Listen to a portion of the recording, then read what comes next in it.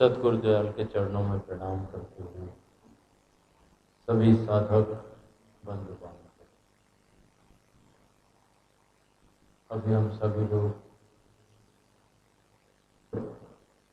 वचनों का श्रवण कर रहे थे।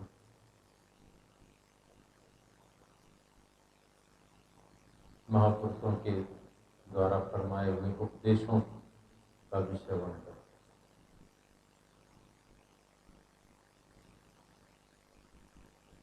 भजन के माध्यम से अपनी पुकार उस मालिक तक पहुंचाने का प्रयत्न की।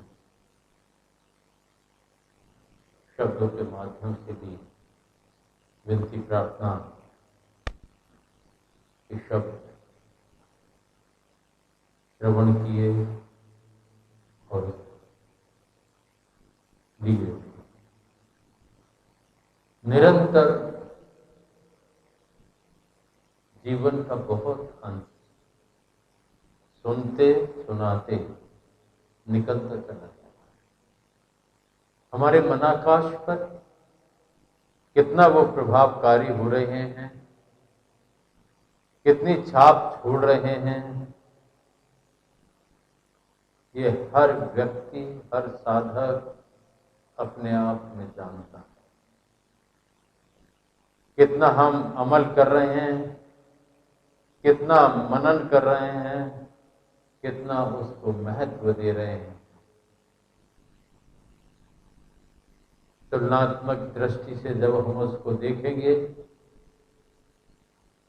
क्षणिक तो हम पे असर होता है, फिर हम वहीं के वहीं लौट आते। क्योंकि मनाकाश पे जो परतें हमने डाल रखी हैं, थोड़ी बहुत वो सद्गुरु कृपा से हटती भी हैं, लेकिन तब तक हम नई पैदा कर लेते। हमारा स्वभाव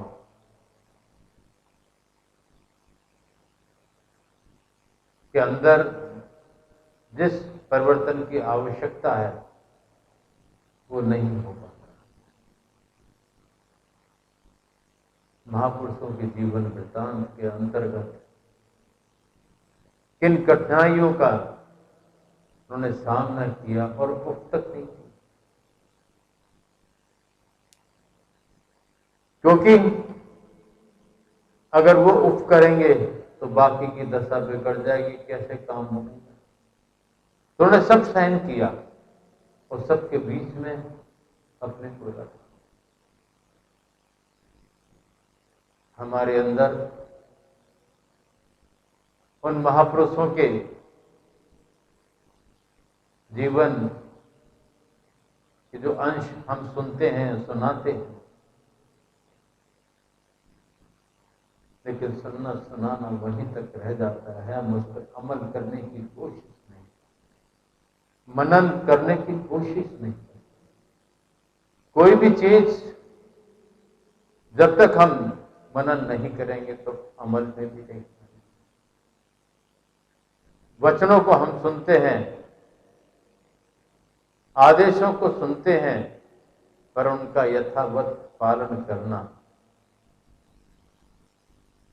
नहीं हो पा रहा है, पूरी तरह से ना हो पा रहा। पर थोड़े थोड़ा भी करते जाएं तो शायद काम बन जाए। हमारी स्वार्थ की दृष्टि, मन की इच्छाएं जिसमें जुड़ी हुई हैं, बुद्धि कौशल के माध्यम से, अग्रवाल साहब कई बार एक उदाहरण देते थे कि 1.5 अकल लिया कुछ इस तरह का। 1.5 अकल में सारी दुनिया, ऐसा कुछ कहते हैं ना, हर व्यक्ति। अच्छा,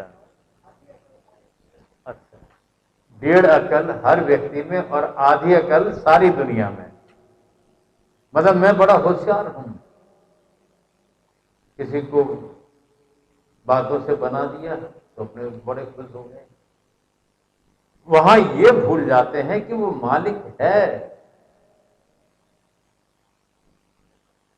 उससे डर नहीं है। और जब तक डर करनी नहीं होती, डर रहनी नहीं होती, डर आज्ञा नहीं होती, तब तक हम कुछ कर ही नहीं सकते। कैसे पात्र बनेंगे?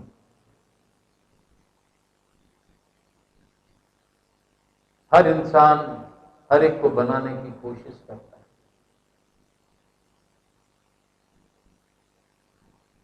ये प्रवृत्ति हम सबके लिए भी नुकसानदायक है और खास करके साधकों के लिए तो बहुत नुकसानदायक।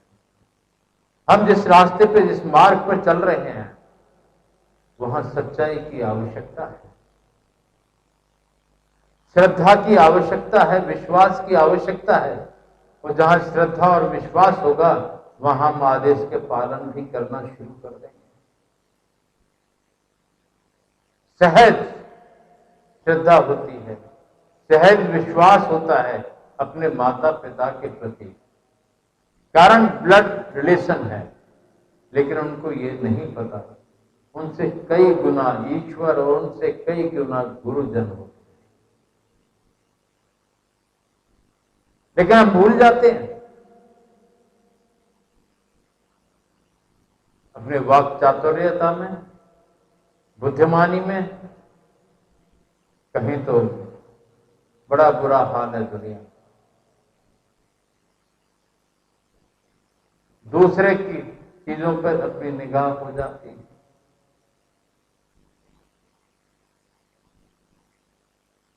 हमें तो एहसान बंद होना चाहिए कि मालिक ने जो सुविधाएं हमको उपलब्ध कराई हैं, जो व्यवस्थाएं उपलब्ध कराई हैं, आज उन मजदूरों को देखें जो सड़क किनारे खाने तक को नहीं और मर रहे हैं। हजारों मजदूरों की हालत ऐसी है, उन तक अन्न नहीं पहुंच रहा है। जहां तक बने अपने पड़ोस में, अपने आस पास, अपने उपहार भी अगर कर सकते हैं तो कल मानव सेवा करने की आवश्यकता है, लेकिन उसमें दिखावा नहीं होना। अगर दिखावा है तो वो मानव सेवा नहीं है, वो तो अपना स्वार्थ उसके अंदर है, अहंकार अपने अंदर है, सब कुछ उसके अंदर प्रकट हो जाता है। करने वाले करते रहते हैं। ऐसे ही नहीं कह दिया है कि दाएं हाथ से करते हैं, बाएं हाथ को कवर नहीं हो। अपने शरीर की दशा ये होना चाहिए। बाहर की तो बात अलग है, अपने अंगों को भी नहीं पता लगे कि उसने क्या किया है, वो दान पुण्य है, वो सेवा है, वो सब कुछ है। वो कर रहे हैं लोग, छुपे हुए हैं ऐसे भी। और कई लोग दूसरे के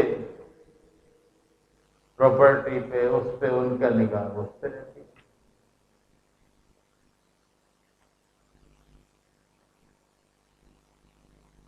अपने संस्कार, अपना प्रारब्ध, मालिक की दया,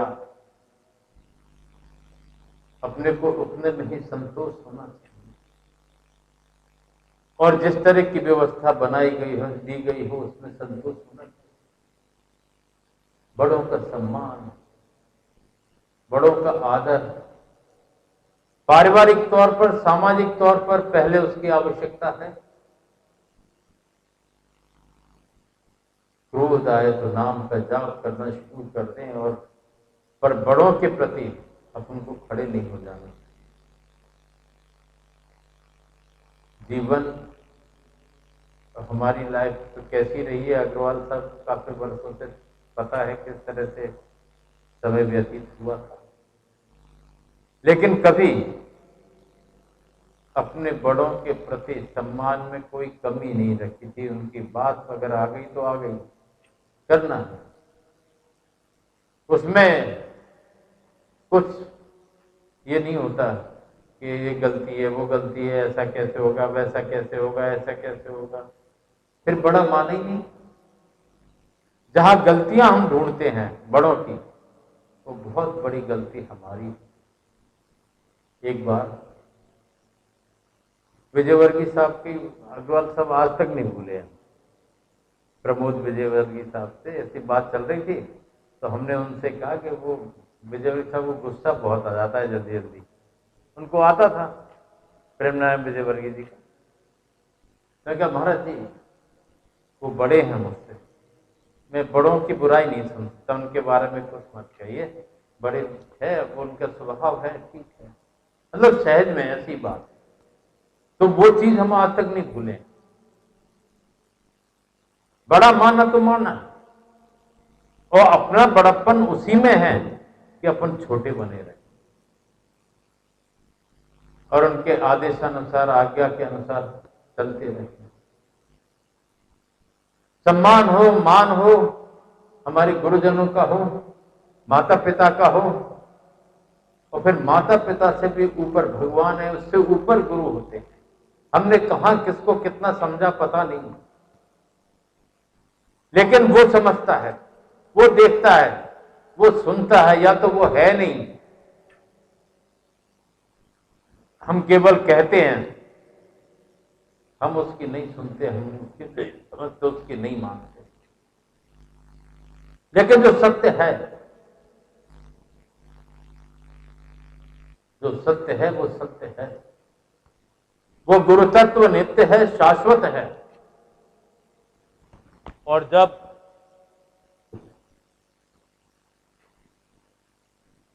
मानव कल्याणार्थ नर शरीर में अवतरित होते हैं, चाहे ब्रह्मावतारी हुए हैं, महापुरुष हुए हैं, तो उनके साथ वो शक्ति निरंतर कार्य करती है। वो खुद कुछ नहीं होते, वो तो साधारण हम जैसे मनुष्य होते हैं, लेकिन उनके बैकिंग में वो गुरु तत्व मौजूद रहता है 24 आवर्स।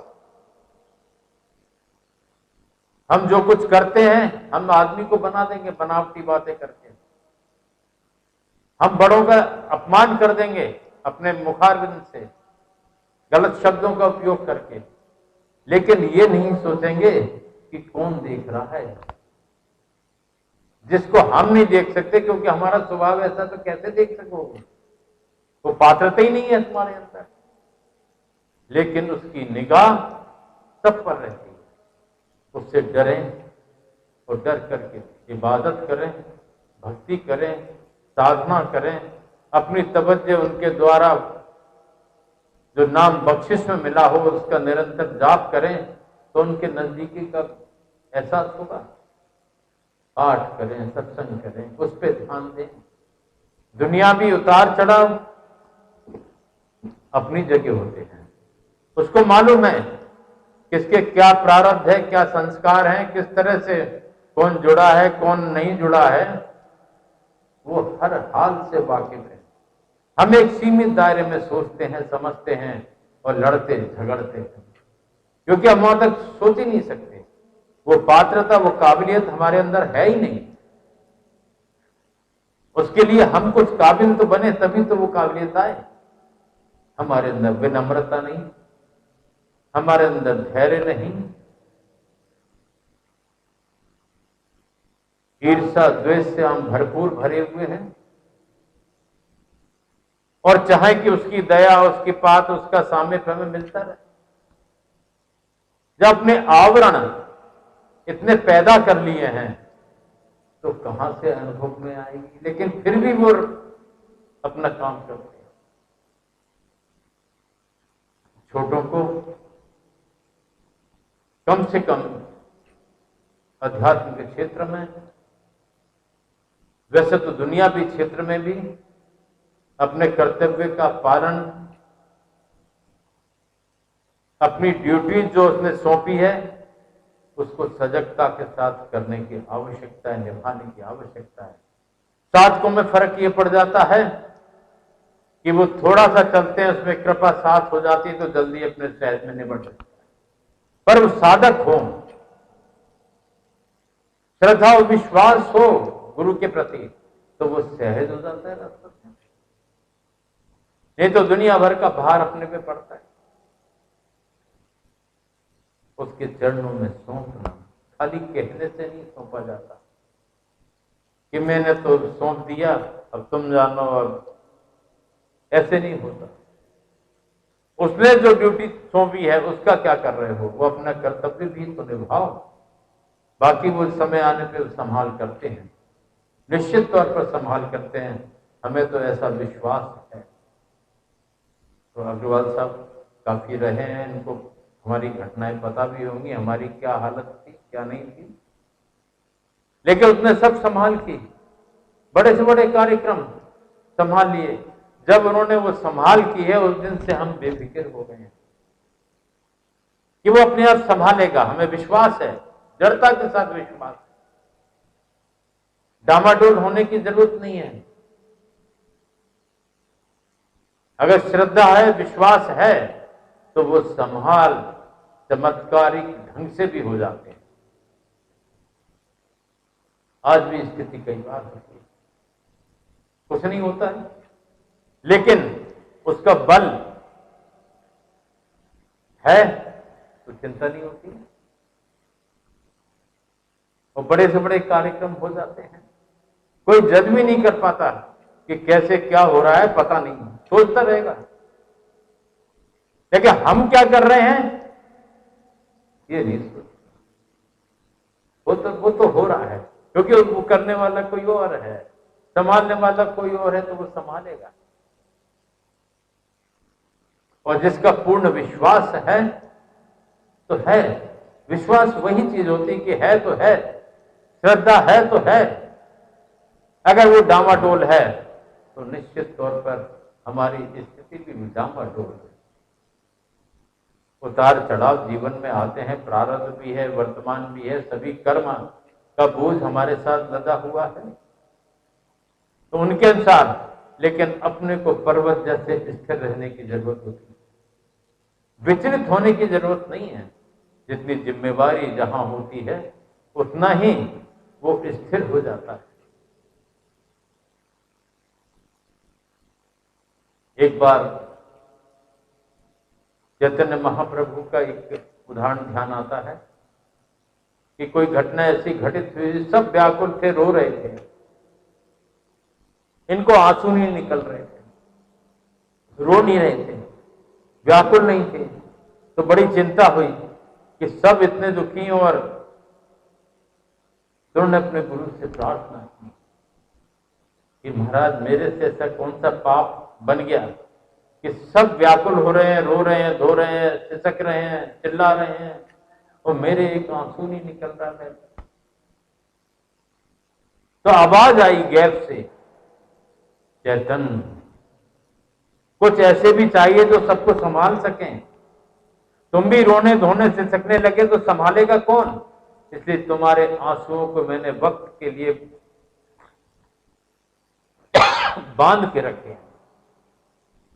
तुम्हारे आंसू उसके बिरह में निकले, पर संभालने वाले तुम हो, इसलिए तुमको वो आंसू नहीं।